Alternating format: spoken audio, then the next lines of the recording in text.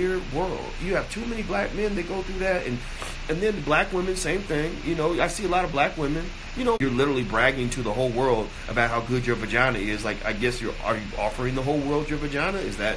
I mean, that's okay if you do that. That's fine. I'm not judging, but I mean, it's kind of weird if you're telling me, if I meet you and the first thing you tell me is that your pussy's gushy, but you expect me to see other things about who you are. Like, oh, well, Boyce, you never noticed that I also know physics and rocket science. I'd be like, no, well, because the first thing you told me was that your pussy was gushy. So I thought your pussy was the topic of conversation. I thought that was your preferred modus operandi. I thought that was what you wanted to talk about, was your gushy vagina. Like, you know, and so ultimately, like, you look, or I wear Versace. Look at my Versace. I'm running out of hangers. I was listening to the lyrics. I pay attention to hip-hop lyrics very closely because this is where our children are getting their school. This is their school. This is your educational system for a lot of black people, for a lot of our children. So sitting around drinking with you for 10 hours, explain that to me. You know, and when I thought about it like that, I was like, no, hell no, I'm not doing that. Hell no, I'm not doing that. Don't you understand, you idiot? I'm a fucking king. I'm a king. And as a king, I'm not going to go out here and throw away my kingdom over some bullshit. I'm not living that life. I'm not doing that stuff. You might think that that's normal because you think every other black man on the planet is supposed to sit around in the club and drink all night and put himself in stupid situations. That ain't happening with me. That ain't happening with me. Now, you can be a king too if you choose to be one, but if you choose not to be one, that's okay, because I'm enough of a king to walk away from your bullshit. I'm not in any way going to allow what I've got planned. I got big things popping, son. Big things popping, little things stopping. So that means that because I have big things popping, because I have the biggest dreams, I must have the biggest focus. I must put forth the biggest effort. I must have the greatest amount of consistency, because that's what's going to give me my outcome. It's like if you're going to cook a 50-pound cake, then you need to make sure you're bringing all the dough and all the milk and all the flour and all the sugar, all the chocolate frosting or whatever you're going to need to make that damn cake. So in my mind, I was like, I want big outcomes. I don't want to be ordinary like y'all motherfuckers. I don't want to be sitting around here complaining about my life and feeling sorry for myself. I don't want to be some pathetic black man sitting around, oh, it's so hard for me because the white man won't give me no opportunity. I didn't want to be like that. I didn't talk bad about people or anything. I'd be like, oh God, I feel so bad for you. God, the white man he really is fucking you in the ass right now. I'm so sorry for you. Does it hurt? Does it hurt? You need some Vaseline. Let me get you some Vaseline. Would that make you feel better? Did he at least take you out to dinner before he started fucking you? Because that's just mean. Like, you poor baby. I might give you some sympathy, but in the back of my mind, I'm sitting there thinking, I'm not gonna try to get fucked like that. I'm gonna do everything I can to make sure if you come and take my ass, you're gonna have to fight for it. Like I will not be a passive rape victim by white supremacy. I'm not going to let white supremacy come and fuck me because I laid on the floor and took it. I'm going to prepare myself and fight you until the death. That was literally my thinking. My thinking was like, I need knowledge. As a black man, I need knowledge. And then I need to translate that knowledge into capital.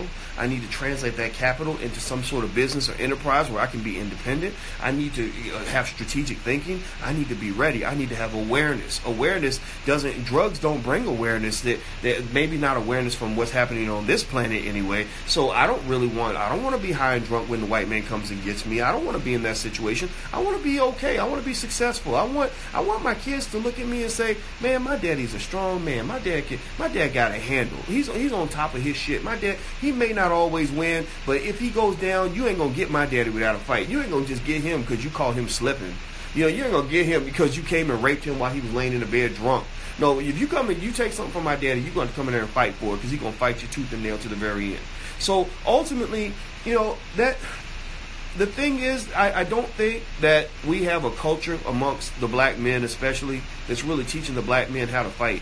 I swear to God, I hate this idea. I don't get this. I talked to my friends from All Hip Hop today, Grouchy Greg and Chuck Creekman, and I said that, you know, they said that, I think Greg came up and he said, Boyce, I appreciate what you said about Farrakhan when you spoke up for Farrakhan, but they tried to attack Farrakhan, and I said, yeah, well, thank you. I said, but you know, honestly, I feel like that's our job. I said, why wouldn't I do that? Why wouldn't a black man stand up and support another black man when he's going through it like that? Like, why wouldn't I speak up on behalf of my God, it's Farrakhan. Look at what he's done for us. Look, and I said, people are not used to black men standing up for themselves. People are not used to seeing black men as being strong and self-sustaining. People are used to seeing us as victims. And I said, what black man wants to go through his life feeling like a victim? What black man wants to go through life being self-identified and publicly identified on a regular basis as a victim, where you're literally living off sympathy the same way a rat lives off of sewage? Like, why would you be living off of somebody's sympathy when you can live off of something good? Why you should be eating steak and lobster and fine meals, but you eating sewer trash because that's all that the society's feeding you. So instead of eating off of pride and eating off of your hope and your dreams and your power and letting that sustain you, you're eating people's empathy and sympathy and oh, you poor baby. Well, you know what they're doing to the black males. It's just so unfair. Well, I'm a man, so I don't understand that. I don't understand a world where men just, that's all you got is victimhood. Like it's not supposed to be like that. So I just kind of felt like it's just strange. Like, you live in a weird house. They get lied to because they're getting these success blueprints from rappers. And rappers, in many cases, are some of the least successful people that you'll ever see. They're the most unhappy people in many cases because they don't have any sort of financial stability. They don't have any sort of professional stability. Their lives and their careers are controlled by other people. They have money in 2014 and then have no money in 2015. So ultimately, there's nothing good about their lifestyle. So what I want to do is give you kind of the blueprint for success if you want to be successful. If you're young, old, whatever age you are, let me give you some components to the blueprint of success. First of all, the first step is knowledge. A person who tends to be most successful, the one who's winning, the one who's on top of the world, the one who usually gets ahead, is the person who has the most information up here.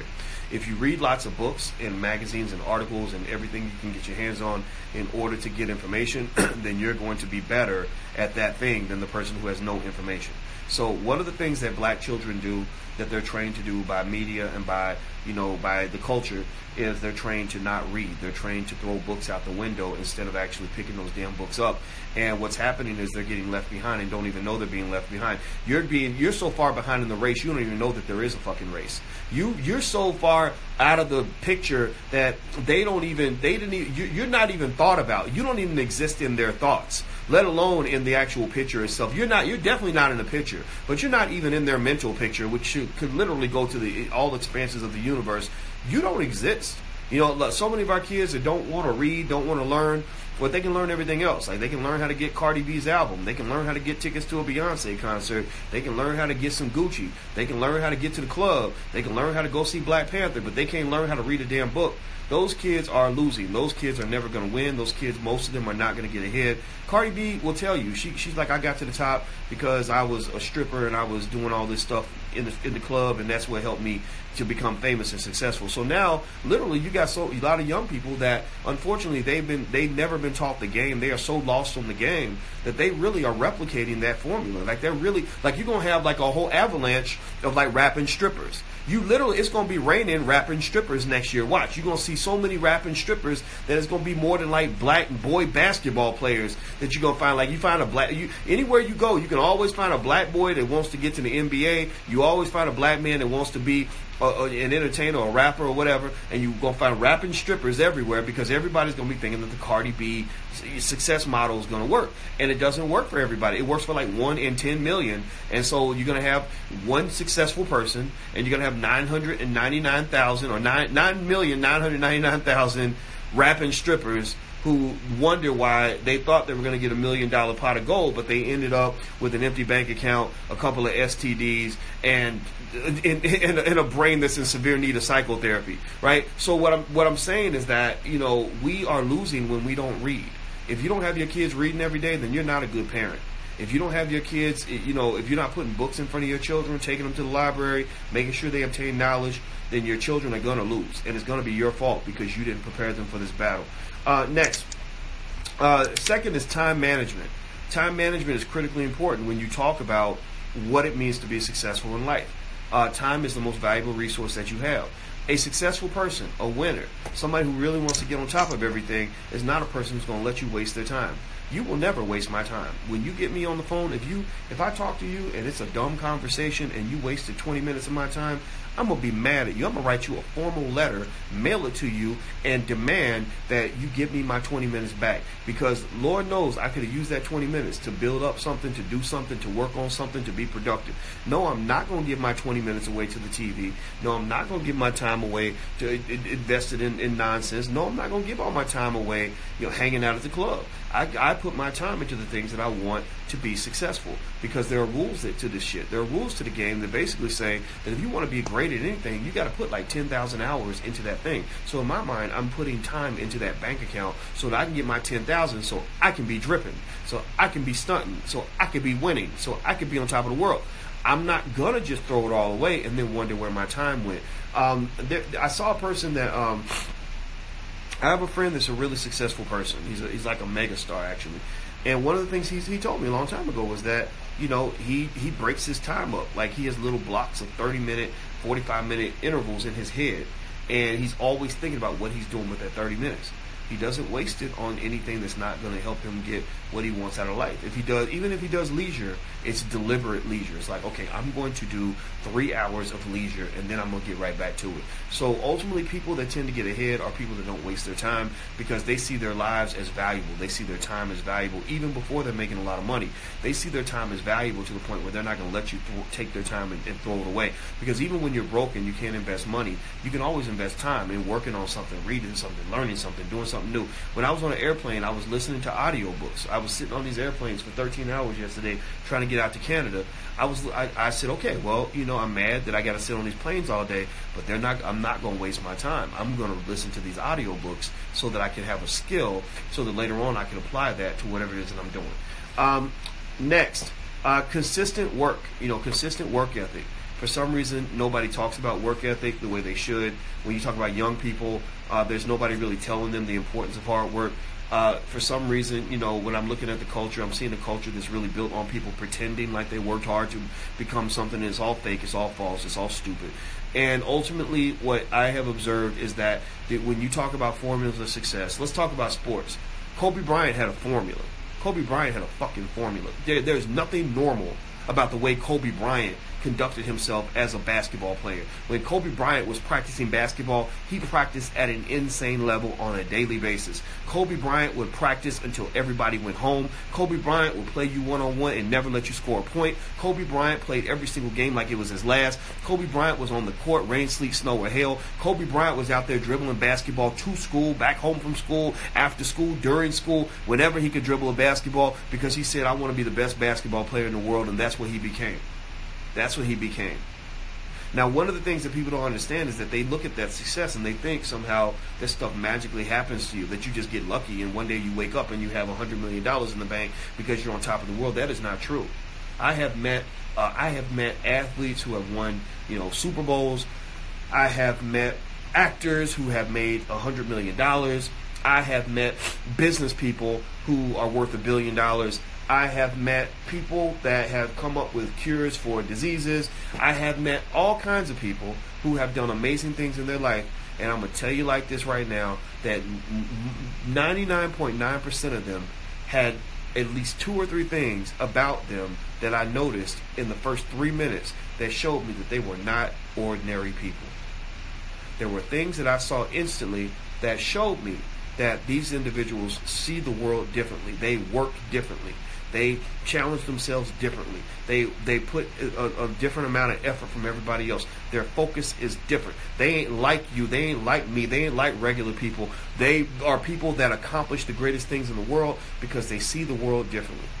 Now, when I say me, I'm not putting myself on any pedestal, but I've done some things that were really hard to do and very, very rare. Like, I was the only African American in the world to get a PhD in finance during the year 2002. That was really, really hard. And I'm going to tell you, to do that rare thing, I couldn't be like everybody else. All my friends, would waste time. I didn't waste time when I was 27 years old. All my friends would go to the club. I never went to the club. I went to the strip club for the first time when I was 30-something years old, just as an experiment, because I was curious. I can't imagine somebody spending all their time in the damn club. What can you accomplish? How can you become a millionaire sitting around in the club? I don't know how that can happen. Seems like me, you can't become a millionaire. You might get shot, but I don't see where you can actually accomplish anything sitting up in the club. So it didn't make any sense. I didn't sit around watching TV. Like, what does watching TV have to do with becoming successful? Does watching TV somehow put something in your brain that's going to help you have a skill? No, watching TV helps you put money in somebody else's pocket. So even to do the things that I've done in my life, and I submit this humbly, but I've done some stuff that's been pretty remarkable.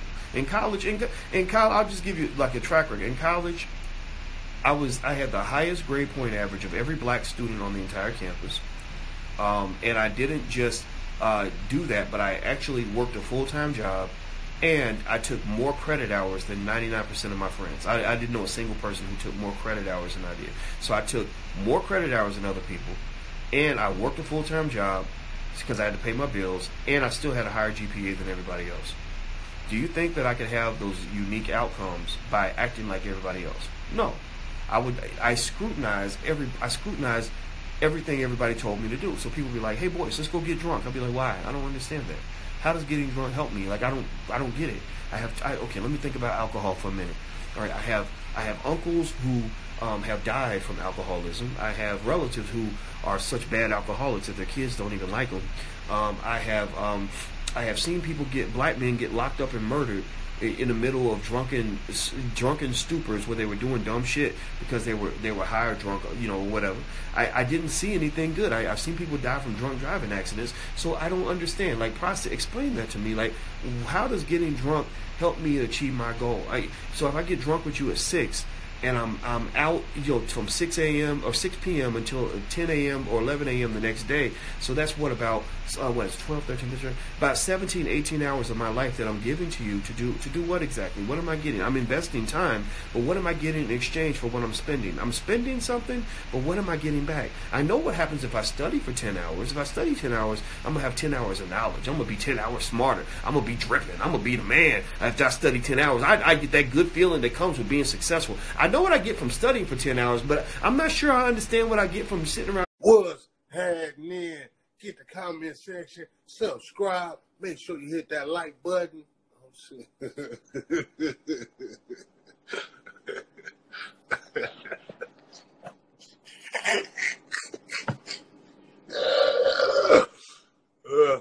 Was happening? Get in the comment section, make sure you hit that like button, subscribe. God damn.